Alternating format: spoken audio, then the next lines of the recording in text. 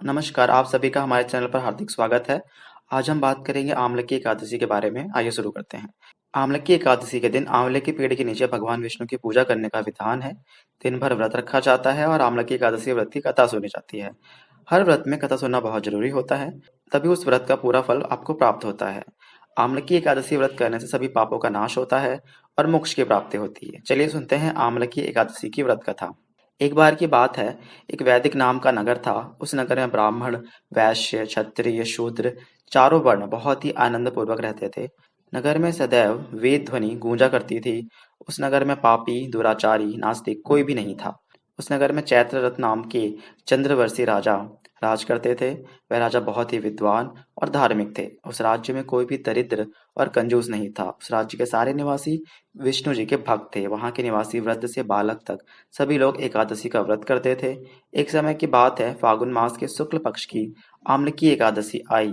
राजा अपनी प्रजा के साथ मंदिर आए और कुंभ स्थापित करके धूप दीप पंचरत्न छत्र आदि और पूरी विधि विधान से राजा ने एकादशी का पूजन किया और उन सभी ने आंवले के वृक्ष के नीचे भगवान विष्णु की स्तुति की। उन्होंने आंवले का पूजन इस प्रकार किया। उन्होंने कहा, हे धात्री, तुम ब्रह्म स्वरूप हो। तुम ब्रह्मा जी के द्वारा उत्पन्न हो और समस्त पापों का नाश करने वाले हो। तुमको नमस्कार है, तुम मेरा अर्घ स्वीकार करो। तुम श्री रामचंद्र जी के द्वारा सम्मानित हो।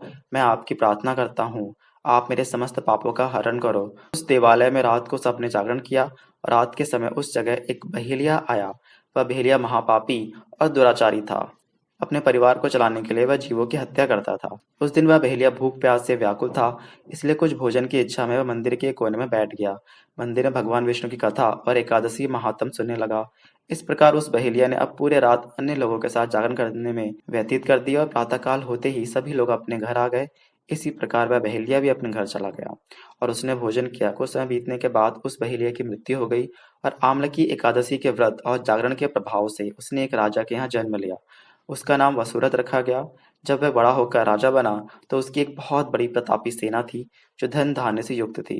उसमें सूर्य के समान तेज था, क्रांति चंद्रमा के समान थी, वीरता विष्णु भगवान के समान और क्षमा में वह पृथ्वी के समान था। एक दिन वह राजा शिकार खेलने गया। देव योग से वन में वह रास्ता भूल गया और दिशा का ज्ञान न होने के कारण उसी वन में एक वृक्ष के नीचे जाकर सो गया।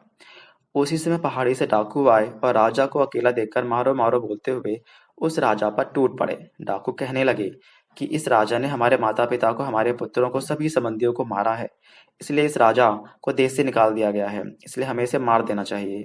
और ऐसा कहते हुए वह उस राजा पर अस्त्र शस्त्र का प्रहार करने लगे।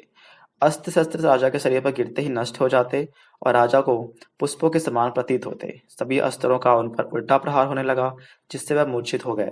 और उस समय राजा के शरीर से एक दिव्य देवी प्रकट हुई, जो बहुत ही सुंदर थी और सुंदर वस्त्र और आभूषणों से अलंकृत थी। और उन देवी की आंखों से लाल लाल अग्नि निकल रही थी। और फिर वह देवी उन डाकुओं को मारने दौड़ी और उन्होंने समस्त डाकुओं को मार दिया।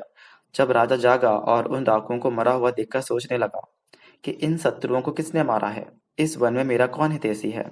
जब राजा को ऐसा विचार आया और तभी आकाशवाणी हुई, राजन, इस संसार में भगवान विष्णु के अतिरिक्त कौन तुम्हारी रक्षा कर सकता है। इस आकाशवाणी को सुनकर राजा अपने नगर वापस आ गए और सुखपूर्वक राज करने लगे। यह थी आम्ल की एकादशी की व्रत कथा। जो मनुष्य इस एकादशी के व्रत को करता है, उसके सभी कार्य सफल होते हैं और अंत में विष्णु लोक को जाता है। आपको यह कथा कैसी लगी, कमेंट्स करके हमें जरूर बताएं। वीडियो को लाइक करें और ऐसी ही कथा कहानी के लिए हमारे चैनल को सब्सक्राइब करें। धन्यवाद।